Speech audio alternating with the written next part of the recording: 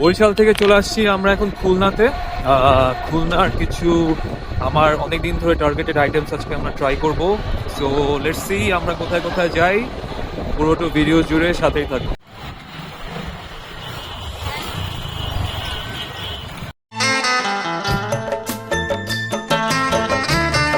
চুই ঝাল দিয়ে গরুর মাংস খুলনার একটি খুবই পপুলার আইটেম, তবে আজকে একটু কম পপুলার একটা রেস্টুরেন্টে আমরা এই আইটেমটা ট্রাই করব, যেখানে চুই ঝাল দিয়ে গরুর মাংস ছাড়াও চিংড়ি ভুনাটাও খুবই ফেমাস। প্রথমে চিংড়ি ভুনাটা ট্রাই করলাম, 3টি বড় পিস থাকে এখানে, ঝোলটা মাখিয়ে ভাতটা খেলাম, খুবই মজা লাগলো। দামটা একটু বেশি, তবে চিংড়ির কোয়ালিটি এবং টেস্ট চিন্তা করলে ইট ইজ 100% ওয়ার্থ ইট।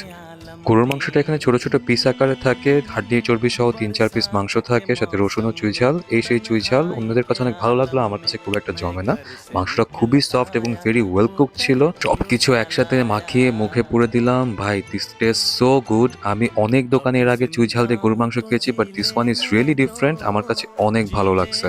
আর খুলনা আসলে this is a must try item. এই হোটেলটায় প্রচুর ভিড় থাকে এবং খুব দ্রুত খাবার শেষ হয়ে যায়। পরিবেশটা একটু র হলো, সার্ভিস খুবই ভালো। আপনাদের অভিজ্ঞতা কেমন হয়েছে তা আমাদের অবশ্যই জানাবেন। ধন্যবাদ।